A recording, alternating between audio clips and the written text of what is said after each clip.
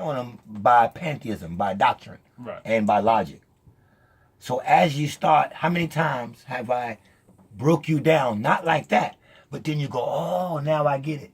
every time. But I had to subtract you, break you, take away from you in order to bring that out.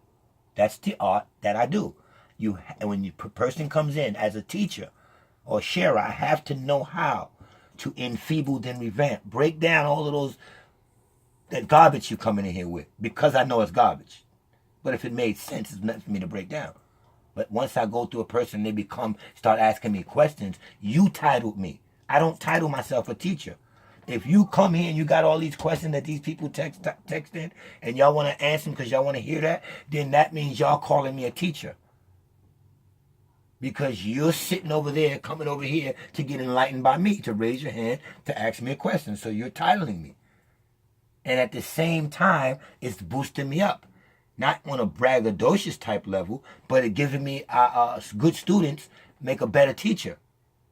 That's true. You understand what I'm saying? That's true. So when y'all show interest like this, I have to stay on my game, because I got children out here that really want to know stuff, and I got to give y'all back, what's right. Right. The ultimate way to describe this is to let you understand what a sculpture is.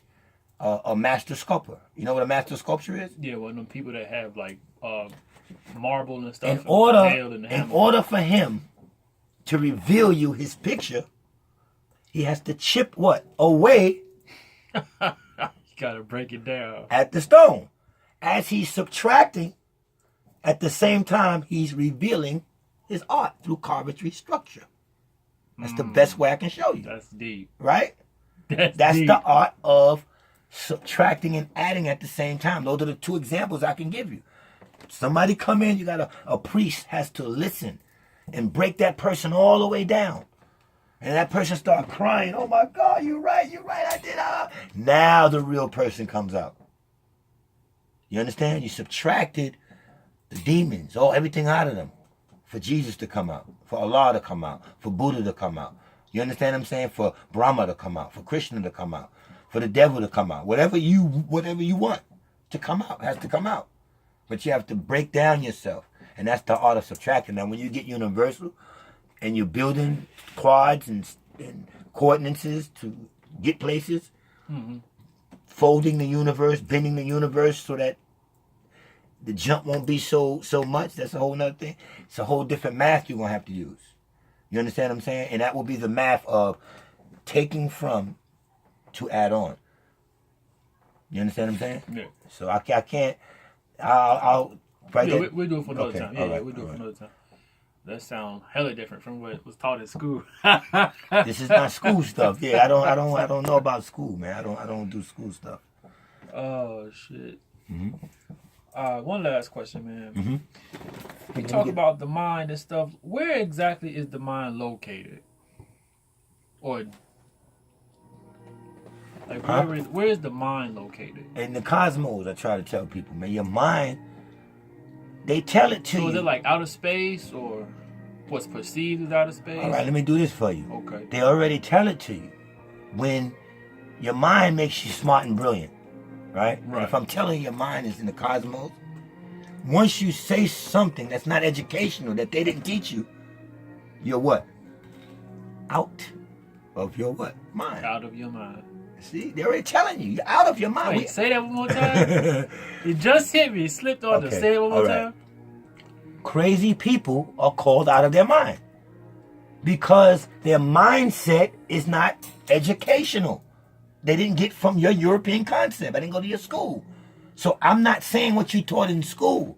So I'm out of my mind. You're calling me a solar child. You can't be out of your mind because your mind ain't out there. You're lunar. You're here. Oh, shit. You feel me? Oh, man. Now, here's another one. Your mind came first because even for that spontaneous combustion, if you wanted to get with the Big Bang Theory, something had to think that I had enough. I have to combust. It's too much. Has to be something in the abstract. Right? Right. And then space or matter had to come in order for us to put water or drop creation in. Mind had to be first before space or matter. Space is nothing but universe, nothing but matter, right? Right. So what? If mind was first before matter, then that's what? Mind over matter.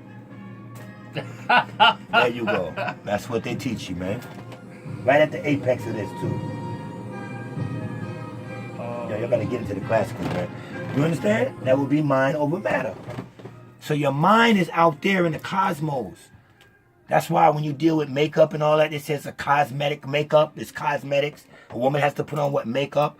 Oh, but when you ultimately thinking, you don't say, let me make up my brain. You say, what? I have to make up my what? Face. No, my mind. My mind. I can make up my mind. Or you say, when you ultimately think and gather all your thoughts and you want to be the realest you want to be, you say, I'm going to speak from my what? Speak from my mind. Why you don't say brain? Why nobody say I'm going to speak from my brain?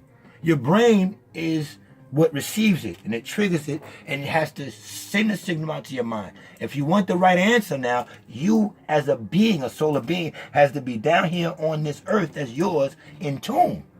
That's how you get to solar taps. You can't get it not listening to music like this. I stay listening to this all day, different things, because it's constantly reorganizing my cells, because it's the right, these are the right notes and the right tunes in this kind of music. This is classical. This is ours. The proper is tuned. All the instruments here is tuned to my body. You can close your eyes to this, meditate, take your medicine, and you get healed. But once you put on rap music and you got children in the house, when you get up, you trying to listen to your little gospel and get your mind right, but you hear the shit coming out your son's room, daughter room, with cussing and these fucking raps, and you start riding around to it, playing this shit and listening to this shit with your children, then you're lowering your frequency to a child frequency, and you ain't on God frequency. Because you going through the day, listen to this radio, and that's the station, it's tuned. Remember I told you it's about being tuned, but if you're tuned into your TV and radio station, those are the ways that's coming back to your body. You're sitting there in front of your TV and you're projecting whatever energy to your screen, and that screen is projecting all that phony energy back out to you because you're sitting in front of it all day, just finished driving, listening to the radio all day, tuned in. What station are you tuned into? In the radio, it's a station, airways. You understand? And all of that's carrying things, gamma ray, all that's affecting you. And you're not piecing out to this, into a nice bath, and to no music, and to nobody talking, and regathering yourself from the hard day you might have had. You understand what I'm saying? That make a lot of sense. And that's what it is. So your mind is out there. And once your brain gets something, it signals it to your mind. Your mind will drop it back in the right answer, the right thing to do, if you're in tune. That's why I say you don't have to think. I don't think. I know I'm in tune. I'm not perfectly in tune, but I'm in tune enough to know that when I get thoughts, I'm going to act on them because they're real. Because I'm in tune. I don't feel guilty about nothing. When you still got guilt in you, you can't tune yourself. You got to go clean up. Pay back who you owe money. Pay back everything you borrow. If you owe somebody a vacuum cleaner, take it back. Take your neighbor back their CD. Do this. All that down to that, you got to clean up. Then come on over in tune. If you owe somebody money, or if you didn't speak to somebody, you call them and say, I apologize, we ain't speaking, so let them hang up on you. Let them say, fuck you, your sister, brother. You make that effort, then you go, you breathe, then you walk away, because you paying your debt now. But that takes a big person.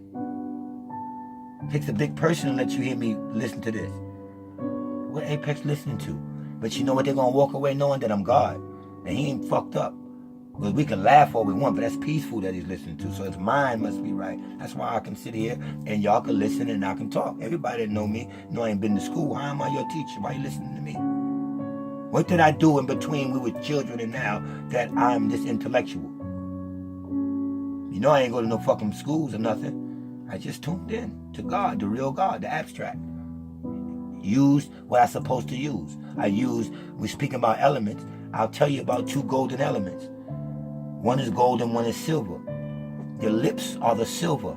Your ears are the gold. Okay?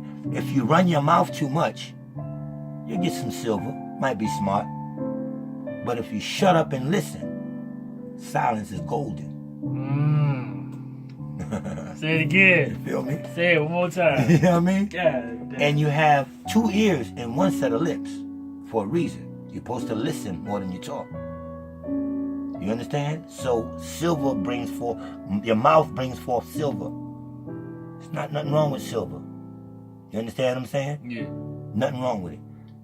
But with silver, you can slip up. It's not the ultimate everything. You could be wrong about something you say and slick out your mouth.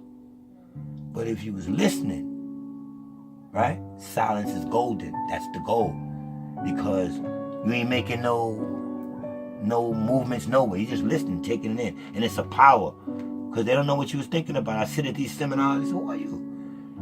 I make sure I wear something nice, a Rolex or something to show them, something. I make sure I borrow the proper car to have like a Phantom outside or something outside, or a BM $90,000 car outside, and I'll take it back to my garage and give it back to my friend. You know what I mean? Yeah. I don't do no fronting. You know what I'm saying? Like when I tell you I got this bread, you know that is sponsor money. It's a different type of money. It's not like I can go put my hand on $1 million, but I know I can go put my hand on a certain amount of, now that the deal is made. But I still would have to go through sponsors. I'm just somebody different. I could just do it in a different way. You understand what I'm saying? $10, $20, $30,000 is no longer my problem. It's not that I have money. That's what I want people to understand. Stop acting like that's money. That's not money. I'm trying to get this home built now. I got a year, and I got to keep paying these dues so these homeowners can come out at the proper time that my date is picked and start my home. So when people see me moving around, moving here, helping people here and there, people are worried about or talk. They defy you if you got a car or a home or something like that. That's how they define if you're doing well. And if I didn't have a home and I had to stay here, or I've been staying here on my aunt's couch or this person's couch, or crashing with this person, I'm still doing with a whole lot of money and I don't have no bills. You're the one with bills then. I'm good enough to be letting these doors. I must be gold. I don't get turned down. So if I can go here for a year and stack up this much money, the person who let me stay there rent-free, they have something coming, because I'm going to do the ultimate for my family and build the land, because all this stuff with rent and housing, they take it from us. You understand what I'm saying? So you got somebody in your family working to have something. Let everybody gossip and talk. You got somebody on the outside doing something that's getting ready to say, everybody could go here, right here. 15,000 square feet, 10,000 square feet. We just got to move. I got it. I'm building it. It's paid for. That's what I'm working toward, because everybody's paying rent that's going nowhere. I refuse to get in. I have to have them little spots that I have, and I hate paying that because there's nothing coming out of it. So I don't stand still, so I can't stop at one place. So when people worrying about the person that's here, there, popping up there, they're not doing that free. They're moving around, they're looking good, it has to be something. And the people that helps me out through the years, who couches I had to sleep on, because I come from the gutter. Anybody that know me, ain't no shame in my game. I came from the gut. I got money all my life. This is nothing new to me. So when I'm sitting here talking about bread or nothing like that, I was doing this at 14 or 15, 16 years old. I was renting cars, parking cars, buying cars, jewelry. I was the nigga outside with the diamond rings, diamond watches, the beepers, the rented cars out front, the whole crew shooting back and forth out of town, robbing niggas, doing all this, 100,000, one robbery. This is nothing new. Anybody know Al Capone W? They know who I am. Then you go, raise a family, come back, and got to get back in it. But it's nothing new to me. It's something new to these dudes. You understand what I'm saying? I don't get on this channel talking tough guy shit, because this is a whole new status in my life. But at no time have I came off my warrior. At no time. A few times I might have let things pass, because I was getting bigger, and the bigger picture was, nah, don't do nothing to that person yet. Just write it down in your black book. They should have knew better not to fuck with you. So now people are in fear that might have did me wrong when I was fucked up, because they're looking, damn, he in position to just send it in. Did I do him wrong? Is he gonna do that? Was we joking with him too much? Did we play games with that dude too much and didn't really understand who he was? Because it was a time, and I couldn't say this unless my people would confront me. This ain't nothing fake.